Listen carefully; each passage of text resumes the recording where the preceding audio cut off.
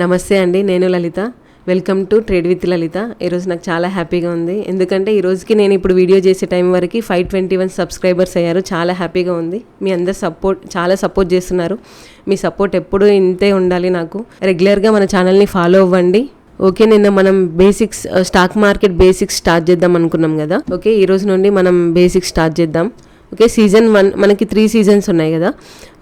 First season foundation of the stock market, second season వచ్చేసి technical basics and analysis, third season వచ్చేసి practical trading journey. ప్రతి season లో కూడా మళ్ళీ మనకి సబ్ టాపిక్స్ ఉన్నాయి కదా. ఈ రోజు నేను ఫస్ట్ సీజన్ లో స్టాక్ మార్కెట్ అంటే ఏంటి, షేర్స్ అంటే ఏంటి, ఈ 2 టాపిక్ల గురించి ఈ రోజు ఎక్స్ప్లెయిన్ చేస్తా. రోజుకొక వీడియో, రోజుకొక టాపిక్ చెప్దాం అనుకున్నా, కాకపోతే చాలా లెంతీగా అయిపోతుంది, మిమ్మల్ని వెయిట్ చేయించినట్లు ఉంటుంది అని చెప్పేసి రోజు ఒక 2 టాపిక్స్ లేదా 3 టాపిక్స్ ఒక వీడియోలో కవర్ అయ్యేలాగా చేద్దాం అనుకుంటున్నా.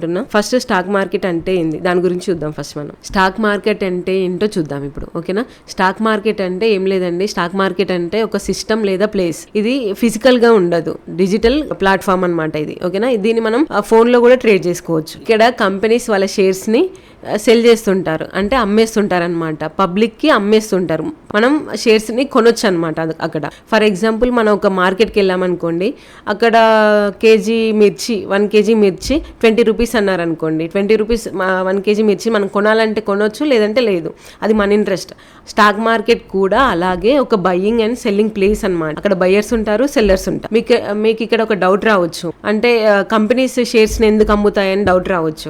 ఏ కంపెనీ అయినా ఫస్ట్ డెవలప్ చేసుకున్న తర్వాత దాన్ని ఎక్స్పాండ్ చేయాలనుకుంటే కంపెనీకి మనీ అవసరం అయితే ఆ మనీ ఎలా తెచ్చుకోవాలి? ఆ కంపెనీ దానికి మనీ కావాలి. అయితే ఏం చేయాలి? అయితే 2 ఆప్షన్స్ ఉంటాయి ఇక్కడ. ఒకటి వచ్చేసి వాళ్ళు బ్యాంకు నుండి లోన్ తీసుకోవాలి, లేదా పబ్లిక్ కి వాళ్ళ షేర్స్ నమ్మి ఫండింగ్ తెచ్చుకోవాలి. ఈ రెండిట్లో ఏదైనా ఒక చేయాలి. అయితే బ్యాంక్ నుండి వాళ్ళు లోన్ తెచ్చుకున్నారు అనుకోండి, వాళ్ళు మంత్లీ ఇంట్రెస్ట్ పే చేయాల్సి వస్తుంది. అందుకనే పబ్లిక్ కి వాళ్ళు వాళ్ళ షేర్స్ ని అమ్మేస్తారు. ఫర్ ఎగ్జాంపుల్, నేను కోవిడ్ టైంలో నేను ఒక కంపెనీ స్టార్ట్ చేసిన అనమాట.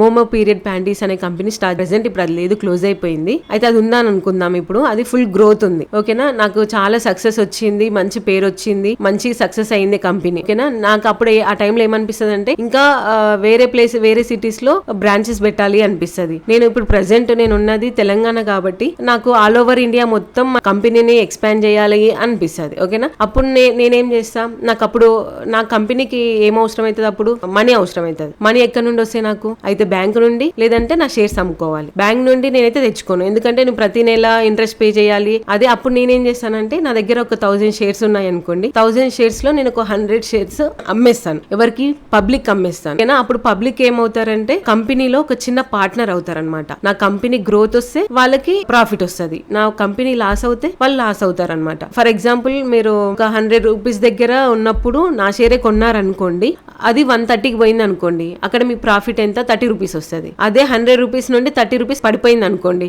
అప్పుడు మీకు 30 రూపీస్ మైనస్ వస్తుంది అనమాట. అయితే దీంట్లో చూడాల్సింది ఏంటంటే, మీరు ఇందులో ప్రాఫిట్ ఉంటది, లాస్ ఉంటది. బట్ స్మార్ట్ గా ఆలోచించి మంచి ప్రాపర్ నాలెడ్జ్ తో చేసుకుంటే ఇందులో స్మార్ట్ మనీని ఎర్న్ చేయొచ్చు అనమాట. అయితే మీకు ఇక్కడ ఒక డౌట్ రావచ్చు, పబ్లిక్ కి షేర్స్ ని ఎలా ఇష్యూ చేస్తారని. నేను పబ్లిక్ కి షేర్స్ ని ఎలా ఇష్యూ చేస్తా అంటే IPO ద్వారా. IPO అంటే ఇనిషియల్ పబ్లిక్ ఆఫరింగ్. దాని గురించి మనం తర్వాత నేర్చుకుందాం. ఓకే, షేర్ అంటే ఏంటో మీకు అర్థమైంది కదా. షేర్ అంటే కంపెనీలో ఒక చిన్న భాగం మన పేరు పైన ఉంటదన్నమాట. ఇక్కడ మీకు ఒక డౌట్ రావచ్చు, షేర్ ప్రైస్ ఎలా ఫిక్స్ చేస్తారు, ఎవరు ఫిక్స్ చేస్తారు, ఎందుకు పడిపోతుంది, ఎందుకు తగ్గుతుంది, ఈ డౌట్ రావచ్చు. ఇక్కడ డిమాండ్ అండ్ సప్లై అనే కాన్సెప్ట్ ఉంది. ఫర్ ఎగ్జాంపుల్, మనం రెగ్యులర్గా చికెన్ కొంటూ ఉంటాం. చికెన్ ప్రైస్ వచ్చేసి ఎంత? ఇప్పుడు 250 to 300 ఉంది. ఓకేనా, రెగ్యులర్గా 250 to 300 మధ్యలో పెరుగుతుంటుంది, తగ్గుతుంటుంది. ఓకేనా, అదే మనం కార్తీక మాసంలో ఎంత ఉంటుంది ప్రైస్? చాలా పడిపోతుంది. ఎందుకు పడిపోతుంది? ఆ టైంలో అందరూ పూజలు చేస్తుంటుంటారు, అందుకని ఆ టైంలో ఎవరు తినరు, అందుకని ప్రైస్ పడిపోతుంది.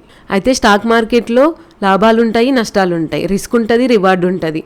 ఓకే, అప్స్ అండ్ డౌన్లో మనం ఓపిక్గా ఉండాలి. కానీ షార్ట్ కట్ కి పోవడం అంటే అది గ్యాంబ్లింగ్ అనే అర్థం. మనం ప్రాపర్ నాలెడ్జ్ తోని ఇన్వెస్ట్ చేస్తే మంచి ప్రాఫిట్ ఉంటది. సెట్ అవ్వదు. మనలో చాలా మంది అనుకుంటారు నాకు ఇంగ్లీష్ రాదు, మ్యాథ్స్ రాదు, ఈ ట్రేడింగ్ నాకు అర్థం కాదు, ఇది నా కోసం కాదు అలా అనుకుంటాం కదా. నేను కూడా ఫస్ట్ అలానే అనుకునేదాన్ని. నాకు ఈ ట్రేడింగ్ గురించి ఎప్పుడైతే తెలుసుకోవడం నేను స్టార్ట్ చేశానో అప్పుడే ఫిక్స్ అయ్యా నేను యూట్యూబ్ లో ఛానల్ పెట్టాలి అని. ఎందుకంటే నాలాగా అనుకునే వాళ్ళందరికీ నేను అసలు ట్రేడింగ్ అంటే ఇలా అలా కాదు అని చెప్పడం కోసమే నేను ఈ ఛానల్ని స్టార్ట్ చేశాను. ఇంకా అమ్మాయిలకైతే ఇంకెక్కువ భయం ఉంటుంది ఈ ట్రేడింగ్ గురించి. అరే ఇది గ్యాంబ్లింగ్ అది ఇది అని అనుకుంటారు. అలాంటి అపోహలు ఏం పెట్టుకోవద్దు. ఇది మంచిగా యూజ్ చేసుకుంటే మంచి ఒక బిజినెస్ లాగా చూసుకోవచ్చు. దీన్ని ప్రాపర్ నాలెడ్జ్తోనే చేసుకున్నాం అనుకోండి మంచి స్మార్ట్గా మనీ ఎర్న్ చేయొచ్చు. నేను కూడా జీరో నుండి స్టార్ట్ చేశాను. ప్రజెంట్ నేను కాన్ఫిడెంట్గా చెప్పగలుగుతున్నాను.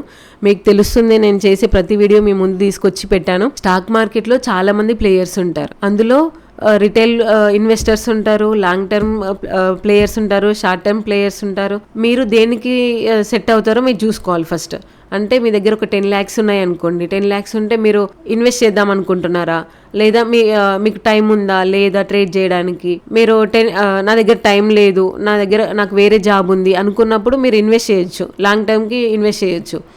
లేదు మీ దగ్గర ఒక 50,000 ఉన్నాయి, మీకు రెగ్యులర్ ఇన్కమ్ కావాలి అనుకుంటున్నారు, ఒక బిజినెస్ లాగా తీసుకుందాం అనుకుంటున్నారు అంటే రెగ్యులర్గా మీరు ట్రేడ్ చేసుకోవచ్చు ఇందులో. ఓకే, ఈ వీడియోలో మీకు స్టాక్ మార్కెట్ అంటే ఏంటి, షేర్స్ అంటే ఏంటి అని అర్థమైందని అనుకుంటున్నాను. రేపటి వీడియోలో డీమ్యాట్ అకౌంట్ ఎలా ఓపెన్ చేయాలి, స్టాక్ బ్రోకర్ అంటే ఎవరు, ఈ 2 టాపిక్ల గురించి రేపు ఎక్స్ప్లెయిన్ చేసుకుందాం. ఐ హోప్ ఈ వీడియో మీ అందరికి నచ్చిందని అనుకుంటున్నాను. ఈ వీడియో మీకు నచ్చినట్లయితే ప్లీజ్ సబ్స్క్రైబ్ మై ఛానల్.